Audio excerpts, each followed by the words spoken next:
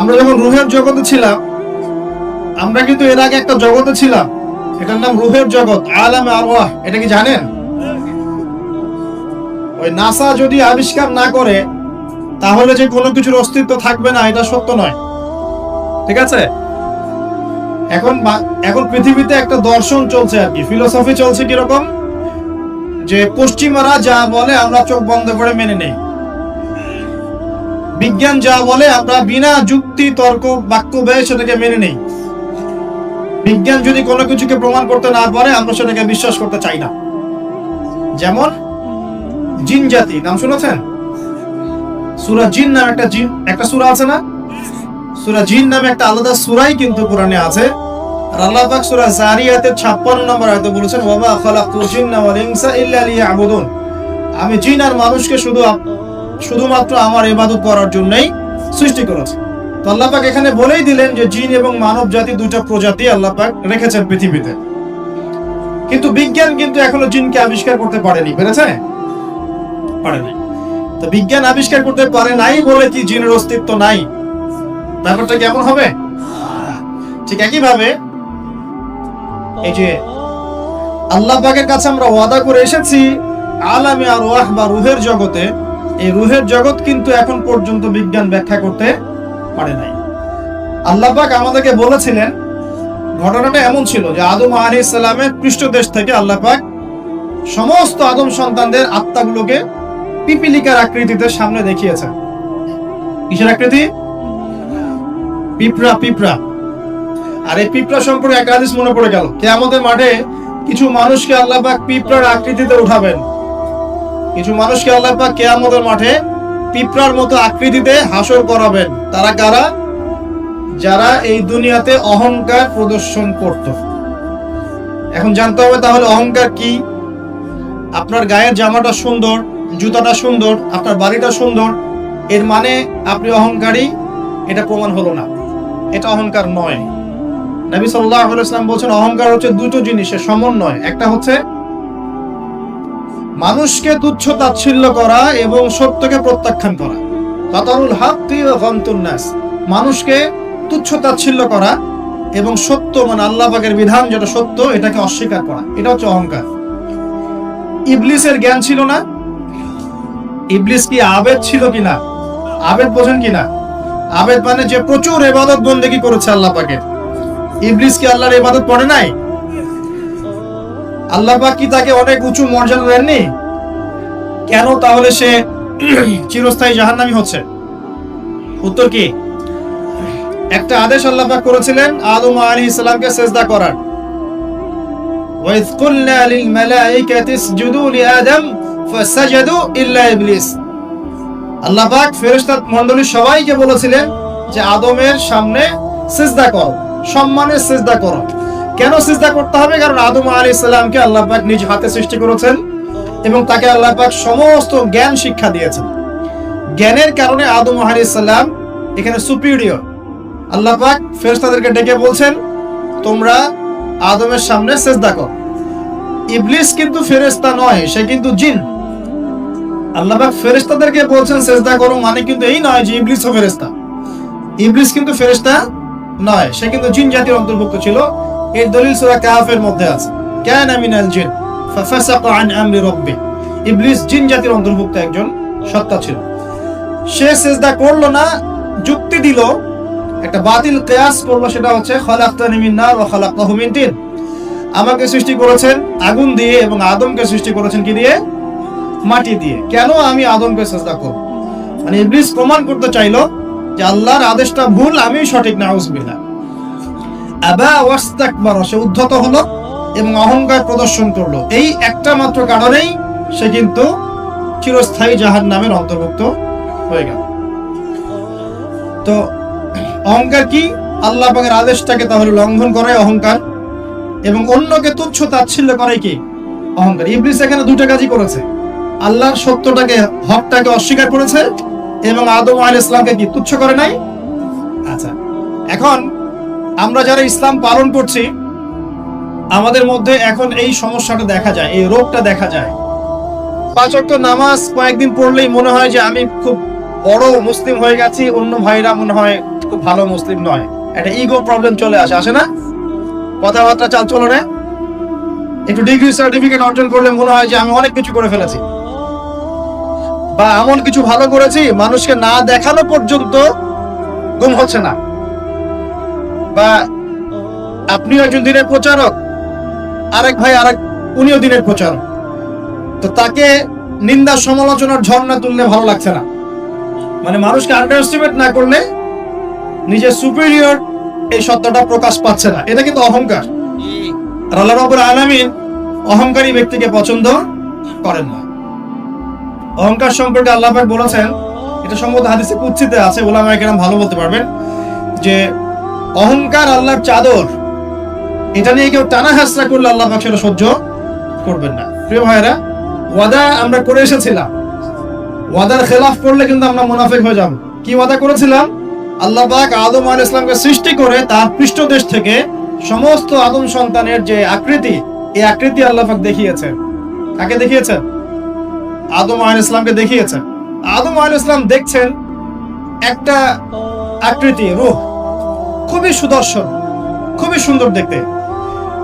তো তিনি জিজ্ঞাসা করলেন, হে আল্লাহ, এই কে, নাম কি? আল্লাহ রাব্বুল আলামিন বললেন, এ তোমার সন্তান, তার নাম দাউদ। কি নাম?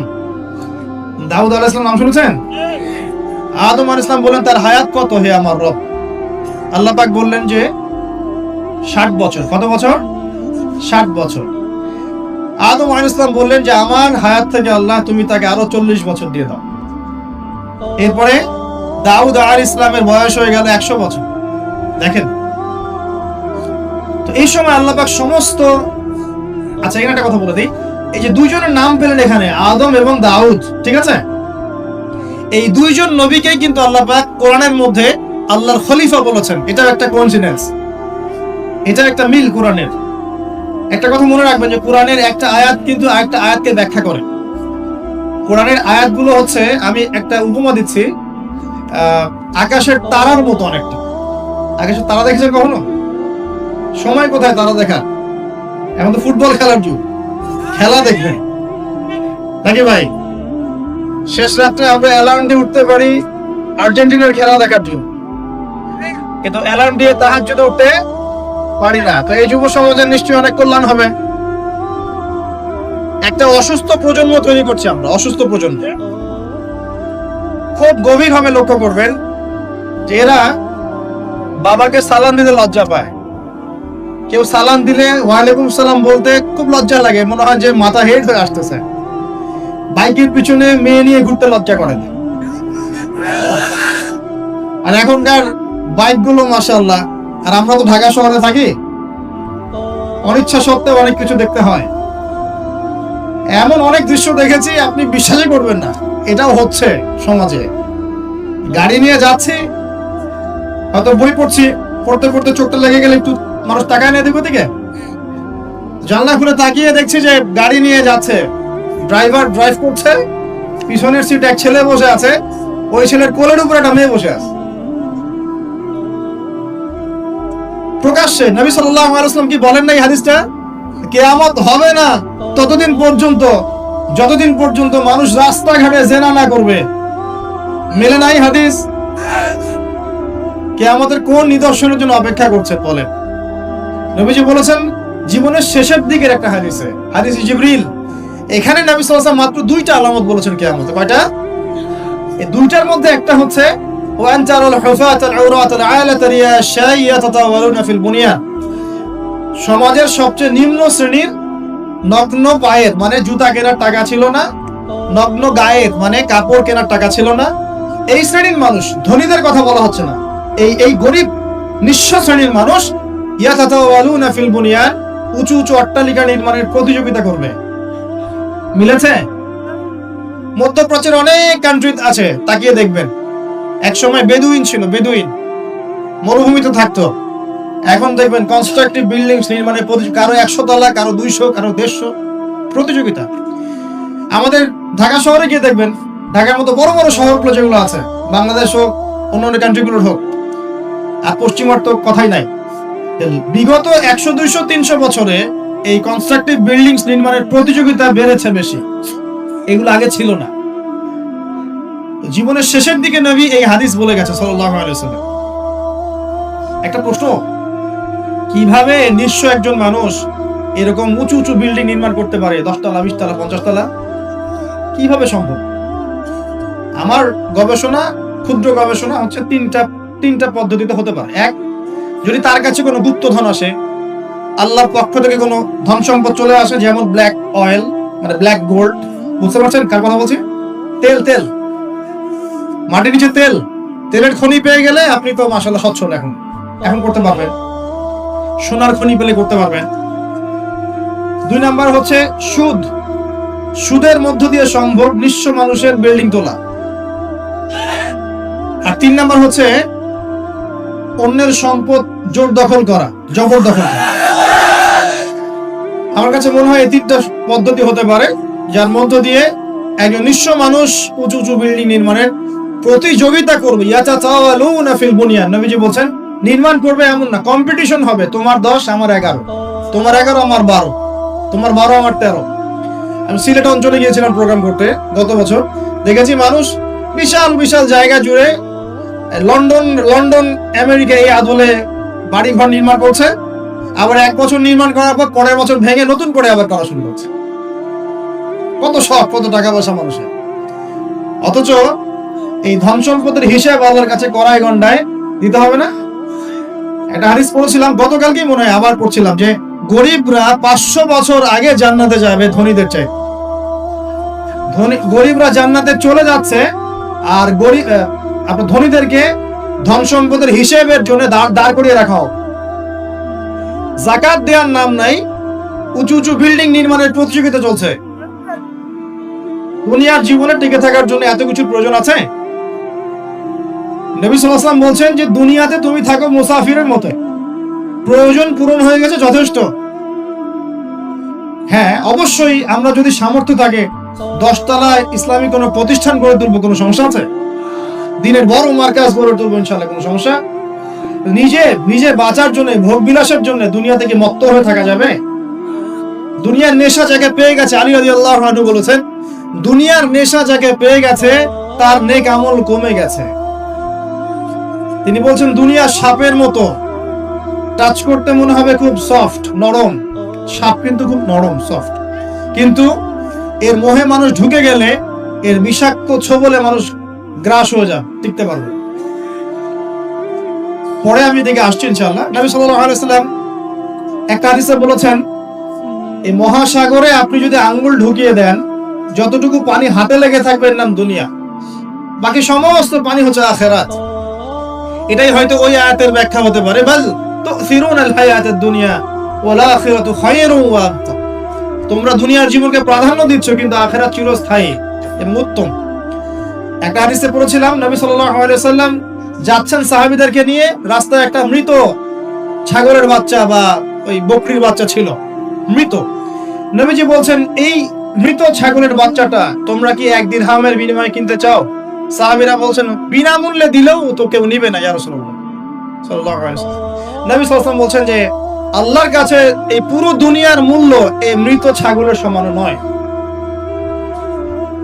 নবীজি একটা হাদিসে বলেছেন সাল্লাল্লাহু আলাইহি ওয়াসাল্লাম, আল্লাহ পাকের কাছে যদি দুনিয়ার মূল্য একটা মাছির দানার পরিমাণ হতো, আল্লাহ পাক কোন কাফের মুশরিককে 1 ঢোক পানি খেতে দিতেন না। তো দেখুন ভাইরা, এই আহদে আলাস্তুর কথা বলছিলাম, তখন আল্লাহ রাব্বুল আলামিন আদম সন্তানদেরকে জিজ্ঞাসা করেছিলেন যে আলাস্তু বিরাব্বিকুম, আমি কি তোমাদের রব নই? কি বলেছিলেন? আলাস্তু বিরাব্বিকুম, আমি কি তোমাদের রব নই?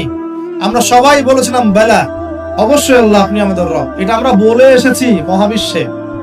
আমরা এখন যেখানে বসবাস করছি এর উপরে 7 আসমান আছে। কত আসমান? 7 আসমান মানে 7 মহাবিশ্ব আছে। এক মহাবিশ্ব থেকে আরেক মহাবিশ্বের দূরত্ব হচ্ছে 500 বছরের রাস্তা। এরকম করে 7টা আসমান আছে। তার উপরে কুরসি, ওয়াসিআ কুরসিয়ুহুস সামাওয়াতি ওয়াল আরদ। তার উপরে আছে মহাসাগর, যার গভীরতা 500 বছরের পথ।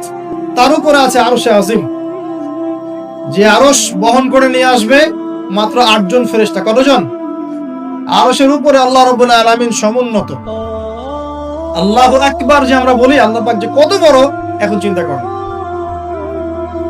আপনি যদি এই পৃথিবীটা ঘুরে দেখতে পারেন বা আল্লাহ পাকের নিদর্শনগুলো ঘুরে দেখতে পারেন, এই প্রকৃতি, এই নদী, সমুদ্র, পাহাড়, ফুল ইত্যাদি, আপনার কলব যদি জিন্দা থাকে আপনি বুঝতে পারবেন যে আল্লাহ রাব্বুল আলামিন শুধু সবচেয়ে মহান সত্তাই নন, বরং সবচেয়ে সেরা শৈল্পিক সত্তা। এত নিপুণতা, মানে আল্লাহ পাকের গায়রত, মর্যাদা, আল্লাহ রাব্বুল আলামিনের যে রুচিবোধ এত উচ্চ মানের। আজকে সকালে গোলাপ ফুল দেখছিলাম। কি ফুল ভাই? ফুল টুল দেখেন মাঝে মাঝে? গার্লফ্রেন্ডকে দেন নাকি? ওয়াইফকে দিবেন? কাকে দিবেন? বাসায় ওয়াইফকে দিবেন, ওয়াইফকে দিবেন, দিয়ে ভালোবাসার এজহার করবেন, বলবেন আমি তোমাকে অনেক ভালোবাসি। মেয়েরা এগুলোই চায় যে আপনি তাকে প্রশংসা করেন, ভালোবাসেন, আদর মোহাম্মত করেন। তারা এগুলোই মনে মনে চায়, হয়তো আপনাকে তারা বলে না, কিন্তু তারা এটাই চায়। যদি আপনি করতে পারেন ইনশাআল্লাহ তারা আপনার কন্ট্রোলে থাকবে। যদি কাঠখোট্টা হয়ে থাকেন সাংসারিক জীবনে, তাহলে দেখবেন রসকস কমে গেছে আর কি। তখন স্ত্রীও খুঁজবে আরেকটা হ্যান্ডসাম ছেলে, হ্যাঁ, ফোনে, ওই কলিগের ওখানে, ব্যাংকে, অন্যান্য জায়গায়। এখন তো ফ্রি মিক্সিং এর যুগ। বাসায় স্বামী থাকবে, বাইরে একটা ছেলে প্রেম হবে। আবার দেখা যাবে আপনারও মন উঠে যাচ্ছে আপনার কাছে, আপনার নিজের স্ত্রীকে ভালো লাগছে না, অন্য মেয়েকে ভালো লাগছে। সাংসারিক জীবনটাকে মধুর রাখার জন্য নবী সাল্লাল্লাহু আলাইহি ওয়াসাল্লামের সুন্নতগুলো পালন করতে হয়। স্ত্রীকে হাদিয়া দিবেন, তোহফা দিবেন, ভালোবাসবেন, এবং সে আপনাকে কষ্ট দিবে এটা ধরে নেবেন। সে আপনাকে সারা জীবন কষ্ট দিবে এটা আপনি মাথায় সেট করে নেবেন। ইনস্টল দিবেন, সফটওয়্যার ইনস্টল দেই না আমরা, প্লে স্টোর থেকে অ্যাপস ইনস্টল করেন না, আপনার লাইফে একটা অ্যাপস ইনস্টল করবেন যে স্ত্রী আপনাকে কষ্ট দিবে। তখন আপনার কাজ হচ্ছে মান সামাতা নাজা, যে ব্যক্তি চুপ থাকবে সে নাজাত পাবে। আর যদি আপনি চাপ দিতে চেষ্টা করেন তাহলে এই সম্পর্কটা ভেঙে যায়। একটা হাদিস বলে দেই যেহেতু প্রসঙ্গটা এসে গেছে, যে ইবলিসের সিংহাসন হচ্ছে মহাসাগরের উপরে। কোথায়? মহাসাগর। ইবলিস দিন শেষে ওর সব চেলাচামুন্ডাকে ডেকে বলে যে তোমরা আজকে কি করছো? একজন বলে যে আমি আজকে একজনকে মদ খাওয়াই দিছি, একজনকে আমি আজকে জেনা করাই দিছি, একজনকে আমি খুন করাই দিছি। ইবলিস বলে যে আসলে কিছুই করো নাই তোমরা। একজন এসে বলে যে আমি আজকে অমুক পরিবারের মধ্যে স্বামী স্ত্রীর মাঝখানে বিচ্ছেদ ঘটাই দিছি। তখন ইবলিস তাকে কাছে ডেকে নিয়ে আসে, নিয়ে এসে মেডেল পরায় দেয়, গোল্ড মেডেল দিয়ে বলে যে হ্যাঁ তুমি একটা কাজের কাজ করছো। দেখলে ইজহার করবেন, পরিবার সুন্দর হবে ইনশাআল্লাহ। দোয়া করি আল্লাহ পাক আমাদের পরিবারগুলোকে জান্নাতি পরিবার বানিয়ে দিন, স্বামী স্ত্রীর মধ্যে মিল মহব্বত বাড়িয়ে দিন। আসলে স্ত্রীর জন্য স্বামীর চেয়ে আপন কেউ হয় না, আর স্বামীর জন্যও স্ত্রীর চেয়ে আপন কেউ হবে না। আবার স্ত্রীর অধিকার দিতে গিয়ে মাকে আবার ফেলে দিয়েন না, যার যার অধিকার তার তার জায়গায় সমানভাবে দিবেন ইনশাআল্লাহ। আপনি ইনসাফ কায়েম করবেন। মনে রাখবেন যে পুরুষ মানুষ কিন্তু বোকা। পুরুষ মানুষ কি কারণ কি জানেন? সারা জীবন তারা স্ত্রী, সন্তান, পরিবার, পরিজন সবার জন্য অনেক কিছু করে ঠিকই, এবং এগুলো করতে গিয়ে তারা আল্লাহর পথ থেকে দূরেও সরে যায়, নামাজ ছেড়ে দেয়, কমিয়ে দেয়, আমল কমে যায়, দুনিয়ার ব্যস্ততা বেড়ে যায়। শেষ বয়সে সেই পুরুষ আবার একা হয়ে যায়। আল্লাহ রাব্বুল আলামিন আমাদের সবচেয়ে আপন সত্তা, বাকিরা আমাদের দুনিয়ার প্রয়োজন। এটা মাথায় রেখে চলতে হবে। আল্লাহ তৌফিক দান করুন, আমিন। বলছিলাম এজহারের কথা। এই যে আকাশের তারার কথা বলেছি, স্ত্রীকে নিয়ে মাঝে মাঝে আকাশের তারা দেখবেন, এটা সুন্নত। স্ত্রীকে নিয়ে রাত্রেবেলা একটু হাঁটাহাঁটি করেন, গল্প গুজব করেন, সুন্নত। অনেক সুন্নত কিন্তু উঠে গেছে এখন। মাঝে মাঝে খেতে বসবেন, একটা প্লেটে খায়েন। বাসায় কি একটা প্লেট আছে? সব তো সেপারেট প্লেট। একটা প্লেট, বড় প্লেট, এরকম বড় প্লেট আছে বাসায়? প্লেট বুঝতে পারছেন কি না? থালা, থালা। এক প্লেটে খাওয়ার অভ্যাস করেন। নবী সাল্লাল্লাহু আলাইহি ওয়াসাল্লামের একটা হাদিস এমনও আসছে, আয়েশা রাদিয়াল্লাহু আনহা সম্পৃক্ত, একসাথে গোসলও করেছেন তারা। চিন্তা করা যায় এখন? একসাথে গোসলও করেছেন। আয়েশা রাদিয়াল্লাহু আনহা বলতেন যে আমার হাতের সাথে নবী সাল্লাল্লাহু আলাইহি ওয়াসাল্লাম হাত টাচ লাগতেছিল পানি নেওয়ার সময়। আমরা কারাকারি করতেছি পানি নেওয়ার সময়, কে আগে পানি নেব। ইসলাম এর মধ্যে সবকিছু সমাধান নাই। যদি আমরা সত্যি জানতাম যে ইসলাম কি জিনিস, আমরা কোশ্চিন গেলেও পশ্চিমাদের কাছে হাত পাততাম না। ইসলাম এমন একটা religion, complete code of life, যেখানে প্রতিটা বিষয়ের হেদায়েত আছে। এমনকি পরিবারের এই ছোট ছোট বিষয়গুলো, স্ত্রীকে মাঝে মাঝে হাতে খাইয়ে দিবেন, সুন্নত, নেকি পাবেন। সবচেয়ে উত্তম খরচ সেটা, যেটা আপনি আপনার পরিবারের পিছনে করেন। আকাশে মাঝে মাঝে তারা এবং চাঁদ দেখবেন স্ত্রীকে নিয়ে। কেন তারার সাথে তুলনা করছি জানেন? তারাগুলো শুধু তারাই নয়, যারা অ্যাস্ট্রোনমি সম্পর্কে কিছু পড়াশোনা করেছে তারা জানে যে এই তারাগুলোর পজিশন এত নিখুঁত যে একটা যদি সামান্য ডানে ভাবে সরে যায়, একটু 19-20 হয়ে যায়, মহাবিশ্বের এই মহাবিশ্বের যে মাধ্যাকর্ষণ শক্তি, অভিকর্ষ বল, এটা কলাপস করে ভেঙে পড়ে যাবে। পৃথিবী আর চাঁদের ডিস্টেন্স আছে না? চাঁদ যদি একটু পিছিয়ে যায়, হ্যাঁ, এই জোয়ার ভাটা যেটা হচ্ছে সমুদ্রে, এটার ভারসাম্য নষ্ট হয়ে যাবে। সূর্য আর পৃথিবীর একটা ডিস্টেন্স আছে না? সূর্য যদি এক ইঞ্চি সামনে চলে আসে, এক হাত সামনে চলে আসে, পৃথিবীর অর্ধেকের বেশি অংশ মরুভূমি হয়ে যাবে। আর যদি সূর্য এক হাত পিছনে চলে যায়, অল্প একটু পিছনে চলে যায়, তাহলে পৃথিবীর একটা বড় অংশ বরফে ঢেকে যাবে। কোন সত্তা এত নিপুণ ভাবে এগুলো সৃষ্টি করেছে? এখন নাস্তিকরা বলছে তো আল্লাহ বলে কেউ নাই। তাদের ধারণা এগুলো এত নিপুণ ভাবে মহাবিশ্বটা অটোমেটিকলি হয়ে গেছে, নাম এমনি এমনি। মানে আবু হানিফা রাহিমাহুল্লাহর একটা ঘটনা মনে পড়লো, যে নাস্তিকদের সাথে বাহাস হবে, তো তিনি নাই, সকাল থেকে তিনি আসছেন না। তো নাস্তিকরা খুব উৎফুল্ল, জিন্দিক তারা খুব উৎফুল্ল যে আজকে বাহাসে আমরা জিতে গেছি, আবু হানিফা রাহিমাহুল্লাহ তো নাই। আচ্ছা, আবু হানিফা রাহিমাহুল্লাহর আসল নাম কি বলেন দেখি? ও ওলামা কেরাম কেউ বলবেন না, আমি ইয়াং জেনারেশনের দৃষ্টি আকর্ষণ করছি। বলেন নোমান বিন সাবিত। যাক, না বলতে পারলে ধরতাম কিন্তু। কত হিজরিতে জন্মগ্রহণ করেছেন বলেন? মায়ের দেওয়া দরকার এদের কিন্তু। কত হিজরিতে? 80 হিজরিতে। ইন্তেকাল কত হিজরি? 150। আর্জেন্টিনার স্ট্রাইকারের নাম কি বলেন? এই তো, এই হচ্ছে অবস্থা আমাদের ভাই। ব্রাজিলের স্ট্রাইকারের নাম কি? গতকালকে বাংলাদেশের ম্যাচে কে ভালো খেলেছে? শাবাশ, আপনাদের দ্বারাই হবে ইনশাআল্লাহ। সুবহানাল্লাহ। ভাই, আমি বলছি না যে দুনিয়া সম্পর্কে জ্ঞান রাখবেন না, কিন্তু ইসলামের জ্ঞান বিসর্জন দিয়ে দুনিয়ার জ্ঞান অর্জন করে কোনো লাভ নাই, বরং এগুলো আমাদের পরকালে ক্ষতির কারণ হবে। দেখুন, আল্লাহ পাক কোরআনে এই তারাগুলোর পজিশনের কসম করেছেন। কোরআনের আয়াতগুলোকে আকাশের তারার সাথে তুলনা করা হচ্ছে কেন? কারণ তারাগুলো আপনাকে পথ দেখাবে। কি দেখাবে?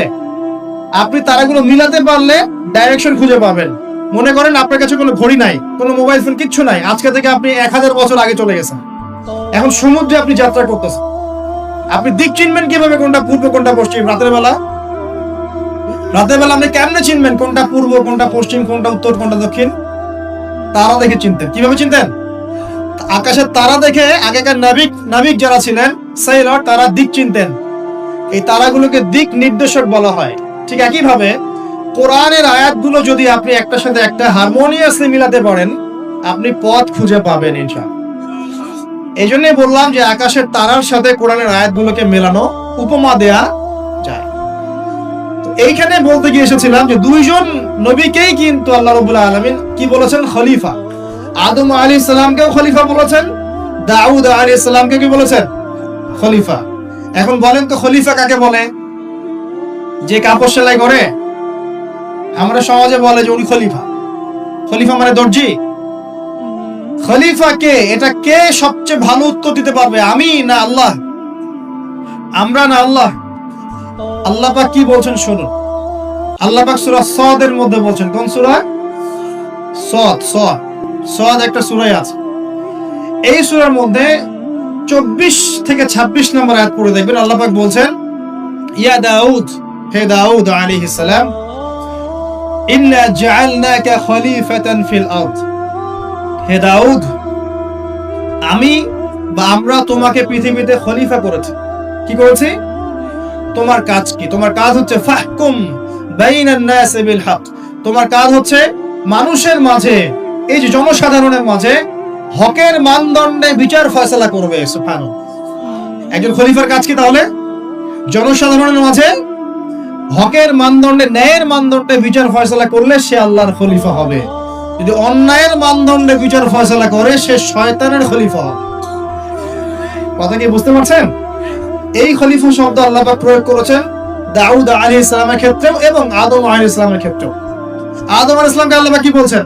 ওয়া ইয ক্বালা রাব্বুকা লিল মালায়েকা ইন্নী জাঈলুন ফিল আরদি, বলেন খলিফা। তাহলে আদমকেও খলিফা বললেন না আলাইহিস সালাম? তো আদম আলাইহিস সালাম পৃথিবীতে এসে কি আল্লাহর বিধান ছাড়া অন্য কারো বিধান দিয়ে বিচার ফয়সালা করেছেন কিনা? আর দাউদ আলাইহিস সালাম যখন জেরুজালেমের বাদশা ছিলেন, সেখান থেকে তিনি কি আল্লাহর বিধান ছাড়া অন্য কোন বিধান দিয়ে ফয়সালা করেছিলেন কিনা? উত্তর দেন। আল্লাহ পাক সূরা মাইদায় উল্টা কথা বলছেন। আল্লাহ পাক বলেন ওয়া মান লাম ইয়াহকুম বিমা আনজালাল্লাহ ফাউলাইকা হুমুল কাফিরুন। এটা 44 নম্বর আয়াত। 45 এ বলছেন ফাউলাইকা হুমুল ফাসিকুন। 47 এ গিয়ে বলছেন ফাউলাইকা হুমুজ জালিমুন। তিনটা বলছেন, বা প্রথমে কাফিরুন, তারপর জালিমুন, তারপর ফাসিকুন। তিনটা কথাই আল্লাহ বলছেন যে ব্যক্তি বা যারা আল্লাহর নাজিলকৃত বিধান দ্বারা বিচার ফয়সালা করছে না, তারা ফাসিক, তারা জালেম, তারা কাফের। কে বলেছেন? আমাদের কথা। এখানে দুটো বিষয় চলে আসবে। এক, কেউ যদি মনে করে যে আল্লাহর বিধানগুলো এই যুগে চলে না, ওই যুগে চলতো, এই যুগে চলে না, এই যুগে আমরা যা বুঝি এটাই সেরা, তাহলে নিঃসন্দেহে সে কুফরিতে লিপ্ত আছে। কোনো সন্দেহ আছে? আর কেউ যদি মনে করে যে না, আল্লাহর বিধানই চূড়ান্ত, এটাই সর্বোচ্চ, কিন্তু পরিবেশ পরিস্থিতি বিবেচনায় আমি ইমপ্লিমেন্ট করতে পারছি না, সে ব্যক্তির কথা আলাদা। কথা কি বুঝতে পারছেন? আমাদের আকীদা পরিষ্কার করতে হবে না? তাহলে এখানে আপনি খলিফার সংজ্ঞা পেলেন, খলিফার কাজ কি সেটাও পেলেন। আরো একটা কথা আল্লাহ পাক বলেছেন দাউদ আলাইহিস সালামকে, সেটা হলো ওয়ালা তাত্তাবিউল হাওয়া, তুমি তোমার প্রবৃত্তির অনুসরণ করো না। প্রবৃত্তি মানে কি? মন যা চায় তার অনুসরণ করো না। ফায়ুদিল্লাকা আন সাবিলিল্লাহ, তাহলে এই অনুসরণ তোমাকে আল্লাহর পথ থেকে বিচ্যুত করে দিবে। ইন্নাল্লাযীনা ইউদিল্লুনা আন সাবিলিল্লাহি লাহুম আযাবুন শাদীদ বিমা নাসু ইয়াউমাল হিসাব। যারা নিজের মন গড়া প্রবৃত্তির অনুসরণ করেছে, তারা আল্লাহ পাকের সরল পথ থেকে বিচ্যুত হয়ে গেছে, এবং আল্লাহ পাক তাদেরকে কঠিন শাস্তি দিবেন, কারণ তারা কিয়ামতের দিনটাকে ভুলে গেছে। প্রিয় ভাইরা, আমরা ওয়াদা করে এসেছি আল্লাহর কাছে। কি ওয়াদা করেছি? যে আল্লাহ আমাদের রব। তাহলে দুনিয়াতে আসার পর কি আমরা আল্লাহর সাথে শিরিক করতে পারবো? আল্লাহর বিধান ছাড়া অন্য কারো বিধান মানতে পারবো? আল্লাহ পাকের হালালকে হারাম করতে পারবো? আল্লাহর হারামকে হালাল করতে পারবো? নাকি আমাদের উচিত হবে আল্লাহর সমস্ত বিধানের সামনে আত্মসমর্পণ করা? কোনটা? ইসলাম মানে কি? বলবে শান্তি। ঠিক আছে, শান্তি একটা শব্দের অর্থ হয়। ইসলাম শব্দের প্রকৃত অর্থ হচ্ছে আত্মসমর্পণের মধ্য দিয়ে শান্তি অর্জন করা। আল্লাহর হুকুম আহকামের সামনে আত্মসমর্পণের মধ্য দিয়ে কি করা? শান্তি অর্জন। আত্মসমর্পণ কেমন হবে? একটা ফয়সালা আল্লাহ পাক দিলেন, এখন আমি চিন্তা করব যে এই নামাজ পড়তে আল্লাহ পাক বলেছেন, আমি চিন্তা করছি যে নামাজ কেন পড়বো, নামাজ পড়ার কি দরকার, এর বৈজ্ঞানিক উপকারিতা কি, হ্যাঁ, নামাজ পড়লে এর পিছনে দর্শন কি, এর পিছনে যুক্তি কি, এইসব তন্ত্র মন্ত্র ঘেটে যদি আপনি নামাজ পড়েন, পরিপূর্ণ আত্মসমর্পণ হয় নাই। কখন হবে? আল্লাহ বলেছেন সামি'না আতা'না, আল্লাহ বলেছেন না নামাজ পড়তে 5 ওয়াক্ত, বাস নামাজ। এর পিছনে কারণ থাকতে পারে, সব কারণ আমার জানা জরুরি না, এবং সব কারণ আমি জানতেও পারবো না। পারবো? এখানে দেখেন একজন নবীর কথা বলি, যার নাম আমরা প্রথমে বলেছি আল্লাহুম্মা সাল্লি আলা মুহাম্মাদ ওয়া আলা আলি মুহাম্মাদ কামা সাল্লাইতা আলা ইব্রাহিম। নবী মুহাম্মদ সাল্লাল্লাহু আলাইহি ওয়াসাল্লামের নামের সাথে ইব্রাহিম আলাইহিস সালামের নাম কেন, অন্য নবীর নাম নয় কেন? প্রশ্ন করতে হবে না? কারণ হচ্ছে নবী সাল্লাল্লাহু আলাইহি ওয়াসাল্লামের জীবনের যে ধারা এবং ইব্রাহিম আলাইহিস সালামের জীবনের ধারা কিন্তু হুবহু একই রকম। শুধু নবী সাল্লাল্লাহু আলাইহি ওয়াসাল্লাম শেষে গিয়ে মক্কা থেকে পুরো জাজিরাতুল আরবে ইসলামী খিলাফা কায়েম করেছিলেন। ইব্রাহিম আলাইহিস সালাম ওই সময়টা হয়তো পান নাই। That's all. এখন দেখেন ইব্রাহিম আলাইহিস সালাম সম্পর্কে আল্লাহ পাক কি বলছেন। আল্লাহ পাক বলছেন ইয ক্বালা লাহু রাব্বুহু আসলিম ক্বালা আসলামতু লিরাব্বিল আলামিন। আল্লাহ পাক যখনই ইব্রাহিমকে বলেছেন আলাইহিস সালাম আত্মসমর্পণ করো, ইব্রাহিম আলাইহিস সালাম আত্মসমর্পণ করেছেন, বলেছেন আসলামতু লিরাব্বিল আলামিন, আমি জগৎ সমূহের প্রতিপালকের সামনে আত্মসমর্পণ করলাম। একটা মিসাল দিচ্ছি, তার সন্তানকে জবাই করতে বলেছিলেন, মনে আছে? সন্তান বলেছিল যে ইয়া আবাতি ফাআল মা তু'মার, হে আমার আব্বা আপনাকে যে আদেশ করা হয়েছে আপনি তাই করেন। সাতাজিদুনি ইনশাআল্লাহু মিনাস সাবিরিন, ইনশাআল্লাহ আপনি আমাকে ধৈর্যশীল পাবেন। ইব্রাহিম আলাইহিস সালাম জবাই করার আগে কি আল্লাহকে প্রশ্ন করেছিলেন যে এর পিছনে যুক্তি কি, এর পিছনে দর্শন কি, এর পিছনে বিজ্ঞান কি? নাকি আল্লাহ আদেশ করেছেন বাস করেছেন? কোনটা? আল্লাহ পাক আদেশ করেছেন, চোখ বন্ধ করে কাজ করতে গিয়েছেন। এবং এই নবীকে আল্লাহ পাক বলছেন হুয়া সাম্মাকুমুল মুসলিমিন, তিনি তোমাদের নাম দিয়েছেন মুসলিম। তাহলে প্রথম মুসলিম কে পাচ্ছি আমরা এখানে? প্রথম সারির মুসলিম কে পাচ্ছে? ইব্রাহিম আলাইহিস সালাম, যিনি আল্লাহর আদেশ আসলেই বাস্তবায়ন করতে চলে যান। এর নাম প্রকৃত মুসলিম, আত্মসমর্পণ করা। আমরা কি সবকিছুর সামনে আত্মসমর্পণ করতে পারছি?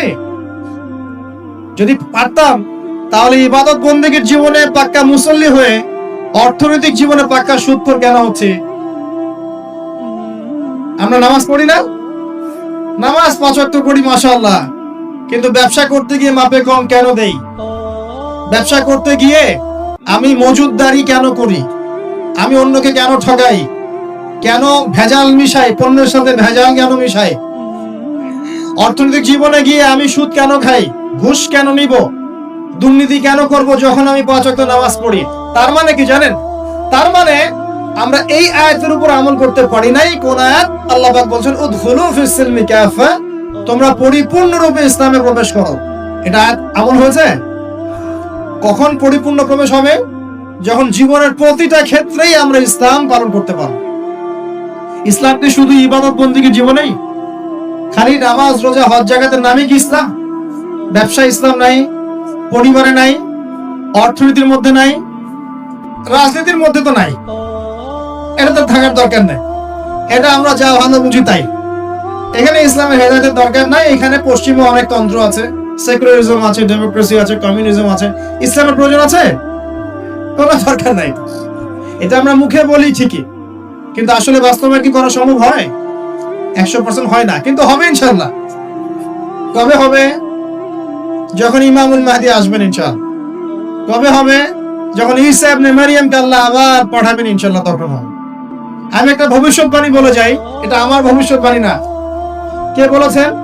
রাসূলুল্লাহ সাল্লাল্লাহু আলাইহি ওয়াসাল্লাম। কিয়ামত হবে না যতক্ষণ পর্যন্ত না ঈসা ইবনে মারইয়ামকে আল্লাহ পাক পাঠাচ্ছেন এবং তিনি একজন ন্যায়পরায়ণ শাসক হবেন, যিনি 40 বছর এই বিশ্বে ন্যায় বা শান্তি প্রতিষ্ঠা করবেন। কে বলেছেন এটা? মুহাম্মদ সাল্লাল্লাহু আলাইহি ওয়াসাল্লাম। কোথা থেকে শাসন পরিচালনা করবেন? বাংলাদেশ থেকে? উত্তর না। কোথা থেকে? যেই জায়গাটার মানে আমাদের মালিকানার জায়গা, সেখান থেকে আমাদের মুসলিম ভাই বোনদেরকে আজকে নির্মম নির্যাতন করে বের করে দিয়েছে না? ওই জেরুজালেম থেকে ইনশাআল্লাহ তাআলা তিনি সারা বিশ্বে ইসলাম প্রতিষ্ঠা করবেন ইনশাআল্লাহ। বিশ্বাস করেন? এটা সত্য কথা। এখনকার অবস্থা থেকে বোঝা যায়। এখন তো মনে হচ্ছে ইসলামের সাথে বিশ্বের শাসনের সাথে মুসলিমদের কোনো সম্পর্কই নেই, তাই মনে হয় না? কিন্তু এমনটা থাকবে না ইনশাআল্লাহ। বিশ্বাস করেন, এমনটা থাকবে না।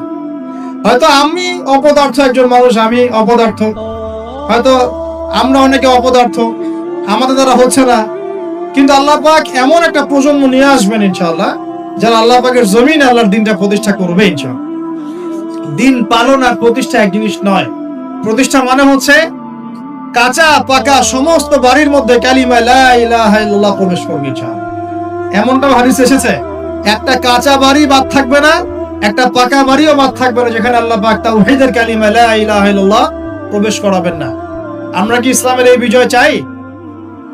সত্যি চাই তো? তাহলে আজকে এলান দিব আর রাত্রেবেলা খেলা দেখতে উঠে যাবো ইনশাআল্লাহ, নাকি ভাই? এই বিজয় চাইলে কি লাগবে আমাদের? আমরা পশ্চিমা সংস্কৃতি অনুসরণ করব, ওদের মতো করে তেলাপোকা ছাড় দিব নাকি? তেলাপোকা ছাড় বোঝেন নাকি?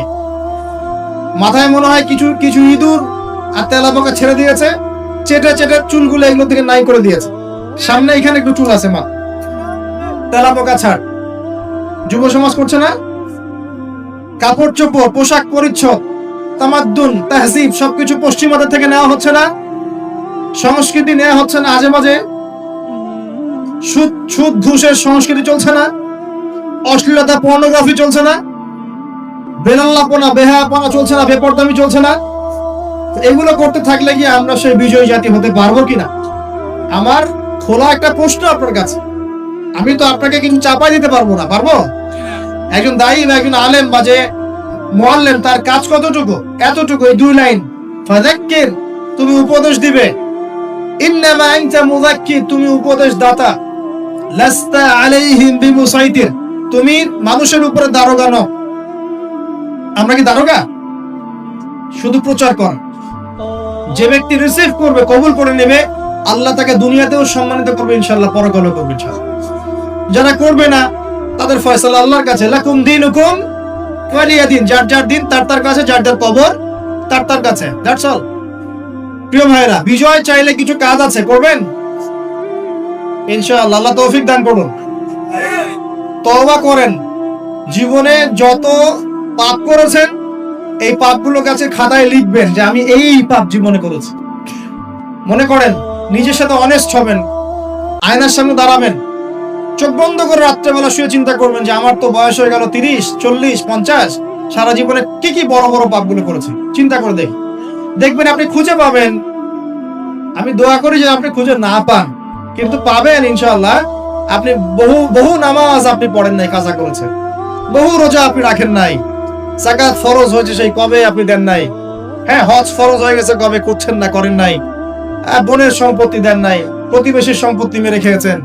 কোন কোন ক্ষেত্রে দেখা যেতে পারে, এটাও হতে পারে এমনটাও যে আপনি জনগণের সম্পদ মেরে খেয়েছেন, এমন হতে পারে আপনি করাপশনে ছিলেন, হতে পারে জেনা করেছেন, মদ খেয়েছেন, ইত্যাদি ইত্যাদি, সুদ খেয়েছেন। অনেস্টলি খাতায় লিখেন। লেখার পরে শেষ রাতে উঠে চোখের পানি ছেড়ে দিয়ে আল্লাহর কাছে 2 রাকাত নামাজ পড়ে বলেন, আল্লাহুম্মা আনতা রাব্বি লা ইলাহা ইল্লা আনতা খালাকতানি আনা আবদুক ওয়া আনা আলা আহদিক ওয়া ওয়া'দিকা মাস্তাতা'ত আউযু বিকা মিন শাররি মা সানা'ত আবুউ লাক বিনি'মাতিকা আলাইয়া ওয়া আবুউ বিযানবি ফাগফিরলি ফাইন্নাহু লা ইয়াগফিরু যুনুবা ইল্লা আনতা। এটা সাইয়্যিদুল ইস্তিগফার, ইস্তিগফারের সর্দার। যে ব্যক্তি সকালে পড়বে, রাত্রের আগে যদি মারা যায় জান্নাতি, রাত্রে পড়বে সকালের আগে মারা গেলে জান্নাতি। হিসনুল মুসলিম বইয়ের মধ্যে আছে। কোন বই? হিসনুল মুসলিম। তোমরা যে ফোন সারাদিন চালাও, ভালো কিছু অ্যাপস ডাউনলোড করো। হিসনুল মুসলিম একটা অ্যাপসও আছে, ডাউনলোড করে দেখো, সব দোয়া কালামগুলো এখানে দেয়া আছে, আছে না? আচ্ছা, এটা যদি না পড়েন এতটুকু বলবেন, আস্তাগফিরুল্লাহাল্লাযী লা ইলাহা ইল্লা হুয়াল হাইয়ুল কাইয়্যুম ওয়া আতুবু ইলাইহি। চোখের পানি ছেড়ে দিয়ে পাপ থেকে তওবা করে আগে ফিরে আসতে হবে। এটা কাজ নাম্বার 1। এটা কত নম্বর কাজ? 1 নাম্বার কাজ। কারণ আমরা জানি না যে আমরা কে কতদিন বাঁচবো, জানি? কিন্তু মানুষের চলাফেরা দেখলে মনে হয় যে মানুষ জানে। হ্যাঁ, যুবকদেরকে বলবেন যে দিন শিখতে আসছো না কেন, বলবে যে শেষ বয়সে শিখবো ইনশাআল্লাহ। আর একটা কমন প্রশ্ন আছে, কমন উত্তর আছে ওদের, নামাজে আসো ভাই, প্যান্ট নষ্ট ভাই। তো তোমার বিষয়টা কি এতই দুর্বল যে প্যান্ট বারবার নষ্ট হয়ে যায়? এত দুর্বলতা থাকলে তো সমস্যা, তখন তো বৈবাহিক জীবনেও তুমি হ্যাপি হতে পারবে। আর এই দুর্বলতার কারণ কি জানো? পর্নোগ্রাফি। পর্নোগ্রাফির মধ্য দিয়ে গোপন পাপ, তাই না ভাই? এই যুগে এইসব পাপ থেকে বেঁচে থাকা খুবই ডিফিকাল্ট, খুবই ডিফিকাল্ট। কিন্তু বিশ্বাস করেন, এই কথাটা শোনেন, যদি কোনো ব্যক্তি, যুবক, স্পেশালি যুবক যার যৌবনের তাড়না আছে, এই যুবক যদি পবিত্র জীবন যাপন করতে পারে, আল্লাহ পাক ওই যুবককে দেখে অবাক হয়ে যান। এবং কেউ যদি প্রকাশ্য গোপন জেনা থেকে বেঁচে থাকতে পারে, সাক্ষাৎ মৃত্যুর হাত থেকে আল্লাহ তাকে বাঁচাতে পারেন। আমি দলিল ছাড়া কথা বলবো না, এখানে দলিল দিচ্ছে শোনেন।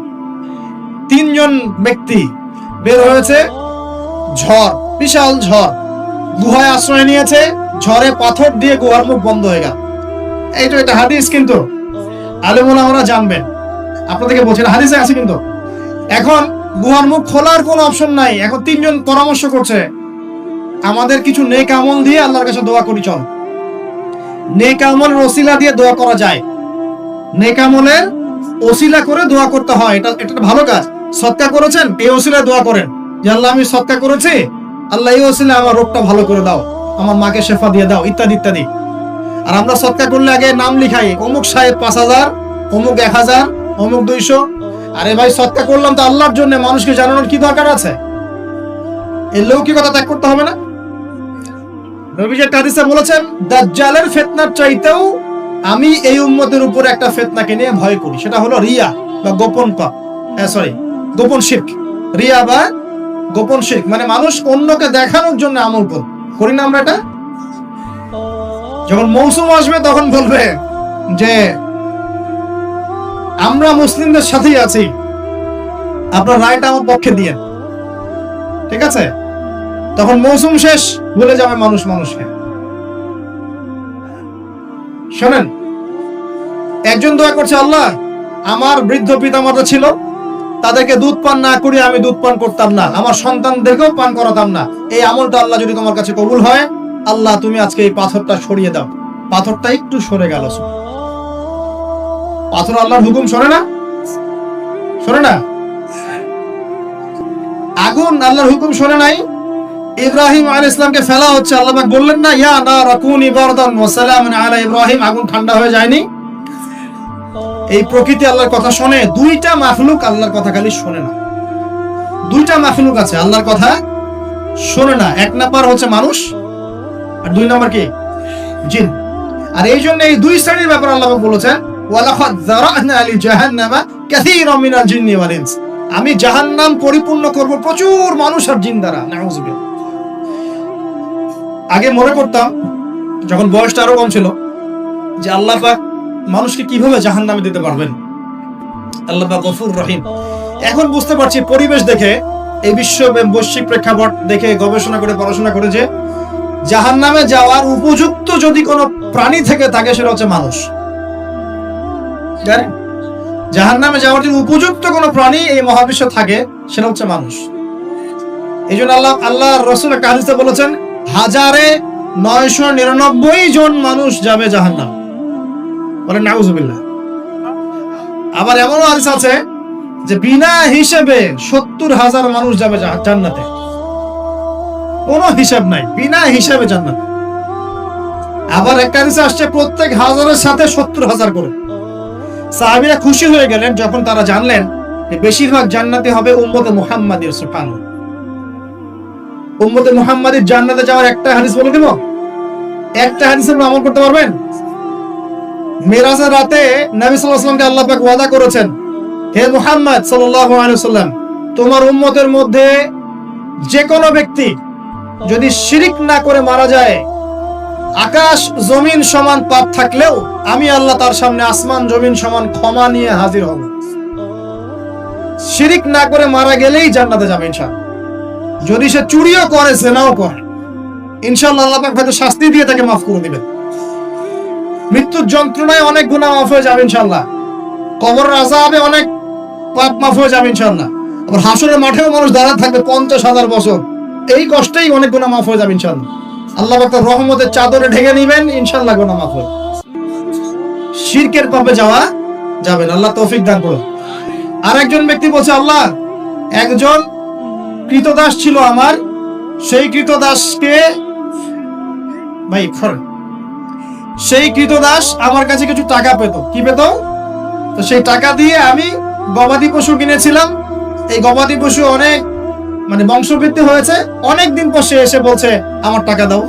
তা আমি বলেছিলাম সব এই গবাদি পশু তোমার, সব নিয়ে যাও। সে বলছিল যে আমার সাথে ঠাট্টা মশকরা করছো না। তখন সেই ব্যক্তি বলছে, না ঠাট্টা করছি না, তোমার টাকা থেকে কিনেছিলাম, এর বংশবৃদ্ধি হয়েছে, সবই তোমার, তুমি নিয়ে যাও। তিনি বলছেন, আল্লাহ এই দানটা যদি তোমার কাছে পছন্দ হয়ে থাকে, আল্লাহ আজকে এই এই মুখটা তুমি সরিয়ে দাও, পাথরটা সরিয়ে দাও। পাথর একটু সরে গেল। আরেকজন ব্যক্তি যার কথা আমি আপনাকে বলছি, এই যে গোপন পাপ, জেনা, free mixing, girlfriend boyfriend culture, এই সংস্কৃতির মধ্যে যারা আছেন তাদের জন্য এই লাইনটুকু। এই ব্যক্তি বলছেন, হে আল্লাহ, আমার একজন চাচাতো বোন ছিল। কে ছিল? কাজিন চাচাতো বোন। সে খুবই সুন্দরী ছিল, মাশাআল্লাহ। আল্লাহ পাক মেয়েদেরকে চমৎকার সৌন্দর্য দিয়ে সৃষ্টি করেছেন, বলেন নাই? যুজ্জিনা লিন-নাস হুব্বুশ শাহাওয়াতি মিনান নিসা। মেয়েদের মধ্যে পুরুষদের সবচেয়ে বেশি খায়েশাত আছে, ফায়েশাত আছে, মানে খায়েশ, প্রবৃত্তির তাড়না আছে, সৌন্দর্য আছে, চাওয়া। তো চাচাতো বোনকে আমি খুব ভালোবাসতাম এবং আমি তাকে পেতে চাইতাম। একদিন সে আমাকে শর্ত দিল, 100 স্বর্ণ মুদ্রা দিলে আমি রাজি। বুঝতে পারছেন কথা কি? ব্যাখ্যা করতে হবে। 100 স্বর্ণ মুদ্রা দিলে আমি রাজি আছি। ওই যে বলে, নিজের পায়ে দাঁড়াও, একটা চাকরি করো, তারপর আমি রাজি। বলেনি আপনাকে? একটু টাকা পয়সা আর্ন করো, তারপর আমি তোমারই। আর এই করতে করতে প্রত্যেক দিন আপনার কাছ থেকে মনে করেন প্রত্যেক ডেটে 1000, 1200, 1000, 2000 খাইতেই আছে। আর আপনি তো সদকা জারিয়া করতেছেন নাকি? এটা সদকা জারিয়া না গোনায় জারিয়া? তো এইবার এই ব্যক্তি প্রচন্ড পরিশ্রম করে 100 স্বর্ণ মুদ্রা জোগাড় করলো। বাপ রে বাপ, কি একটা অবস্থা। তারপরে সে 100 স্বর্ণ মুদ্রা এনে এই চাচাতো বোনকে দিয়েছে, দিয়ে বলছে, এখন আমার সাথে তোমার যে চুক্তি সেটা পূরণ করতে হবে। সে সেক্সুয়াল যে রিলেশন সেটা করার প্রায় উপক্রম হয়েছে, সে তার কাছাকাছি সে বসে গেছে, একদম হাদিস আসছে সে বসে পড়েছে।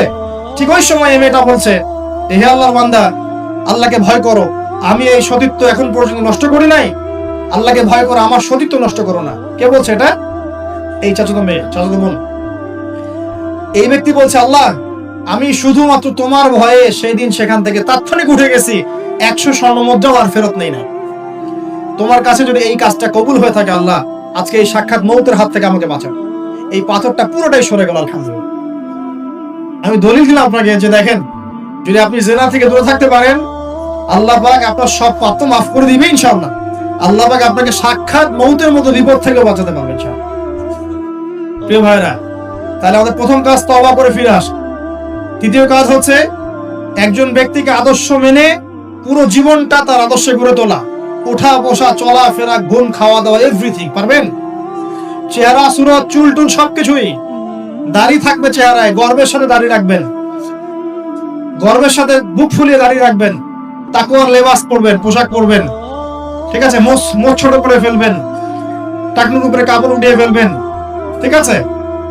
লেবাস, পোশাক, কথাবার্তা, আমল, আকীদা, আখলাক সবকিছু কার মতো হবে? রাসূলুল্লাহ সাল্লাল্লাহু আলাইহি ওয়াসাল্লামের সুন্নাত মোতাবেক। এটা আপনার 2 নম্বর কাজ।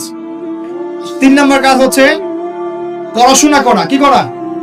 দ্বীনি ইলম অর্জন করা। আগে সহজ বইগুলো পড়বেন, তারপর আস্তে আস্তে কঠিন বইয়ের দিকে যাবেন। এবং পড়াশোনার সময় উলামায়ে কেরামের সাথে সম্পর্ক রাখবেন। একা একা পণ্ডিত হয়ে যাবেন না, তাহলে সমস্যা আছে।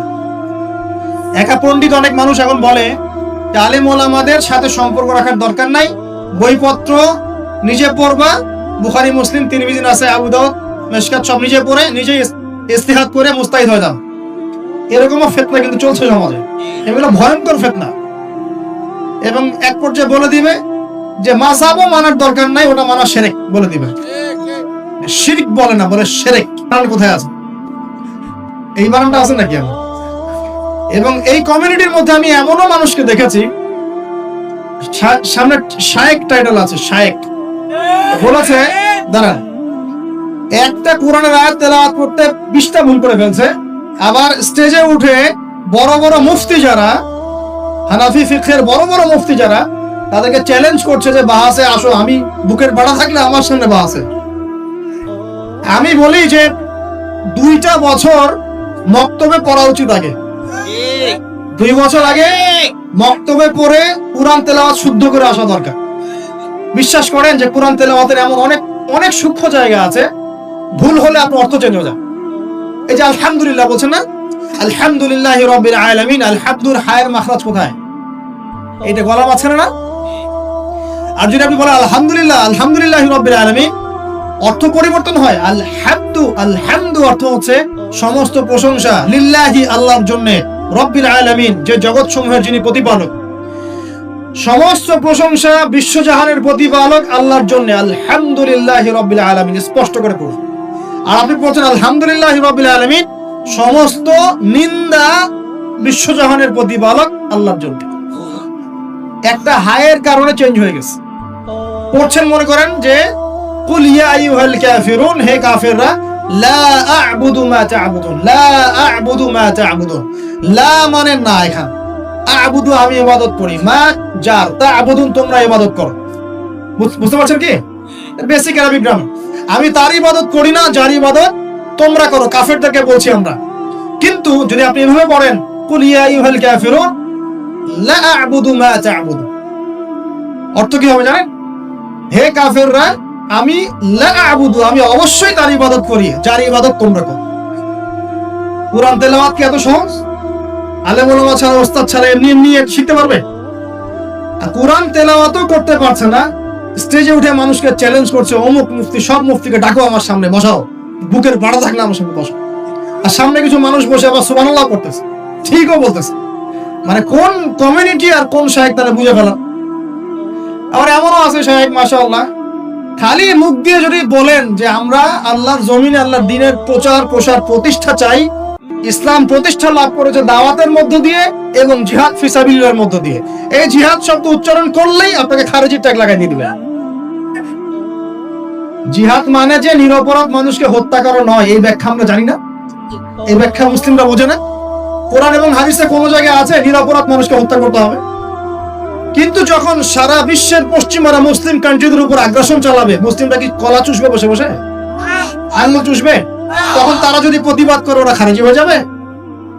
তো এই সব নেক্সট শুরুতে ধোকা থেকে বেঁচে থাকবেন, যে মুসলিম সমাজের ভিতরে ঢুকেই মুসলিম সমাজের ক্ষতি করার চেষ্টা করতেছে।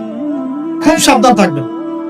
এই জন্য প্রিয় ভাইরা, হকপন্থী উলামায়ে কেরামদের সংস্পর্শে থাকবেন, দেখবেন ইনশাআল্লাহ আপনাকে তারা বিভ্রান্ত করতে পারবে না ইনশাআল্লাহ। আমি কারো নাম মেনশন করছি, কারণ সঙ্গত কারণ আছে, বুঝতে পারছেন? এটা কয় নাম্বার? 3 নাম্বার। এক কি বলেছি?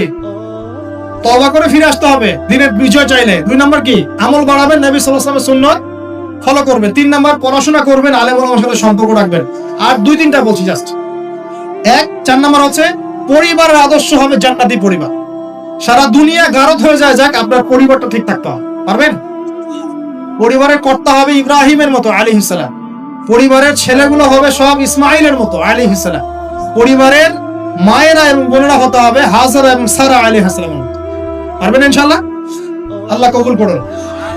আমাদের বাচ্চা কাচ্চাদেরকে মানুষ করে যাবেন, ছোটবেলা থেকে ওদের মধ্যে ইসলামের বীজ ঢুকিয়ে দিবেন। আমি বলছি না তারা ডক্টর হবে না, ইঞ্জিনিয়ার হবে না, এগুলো আমি বলছি, অ্যাটলিস্ট আমি এগুলো বলবো। তারা অবশ্যই বড় বড় পোস্টে যাবে, পলিটিশিয়ান হবে, ইকোনমিস্ট হবে, ডক্টর, ইঞ্জিনিয়ার সব হবে, কিন্তু ভিত্তিটা দিতে হবে কিসের? কোরআন সুন্নাহ। দেখবেন ইনশাআল্লাহ তারা বড় হয়ে ওদের দ্বারা দেশ এবং জাতির খেদমত হবে ইনশাআল্লাহ। আর 2টো বলে শেষ করে দিই। এক হচ্ছে রিজিক হালাল হতে হবে। কি হতে হবে? হারাম রিজিকে যাবেন না, ভুল করে ওয়াদা করেন। কোনোদিনও হারাম রিজিকে যাবেন না, আল্লাহ তৌফিক দান করুন। আর সবশেষ কথা হচ্ছে সৎ কাজের আদেশ এবং অসৎ কাজের নিষেধ সবাইকে করতে হবে, শুধুমাত্র আলেম ওলামার একার দায়িত্ব নাই, সবাইকে দায়িত্ব পালন করতে হবে ইনশাআল্লাহ। যার যার ক্ষেত্র থেকে করবেন। বাল্লিগু আন্নি ওয়ালাউ আয়া, একটা আয়াত জানলেও প্রচার করবেন ইনশাআল্লাহ। আল্লাহ পাকের দ্বীনটা প্রচার হবে ইনশাআল্লাহ, প্রতিষ্ঠা লাভ করব। তখন আমরা মুসলিম হব, মুমিন হব, মুনাফিক হব না। যে ব্যক্তি কথা বললেই মিথ্যা বলে, ওয়াদা করলে কি করে? খেলাফ করে, আর আমানত রাখা হলে কি করে? খেয়ানত করে, এবং যখন উত্তেজিত হয়ে যায় তখন উচ্চ স্বরে গালিগালাজ করে।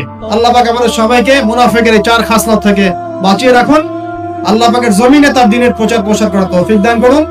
আমাদের পরিবারের মূল্যবোধ ঠিক করে দিন। আমাদের সবাইকে হকপন্থী আলেম ওলামার সাথে সম্পর্ক রাখার তৌফিক দান করুন, এবং জ্ঞান অর্জন করে তওবা করে ফিরে আসার তৌফিক দান করুন। আজীবন ইসলাম শক্ত করে আঁকড়ে ধরার তৌফিক দান করুন, আমিন। আজকের মতো এখানে শেষ করছি প্রিয় ভাইরা। সুবহানাকাল্লাহুম্মা ওয়া বিহামদিকা আশহাদু আল্লা ইলাহা ইল্লা আনতা আস্তাগফিরুকা ওয়া আতুবু ইলাইক।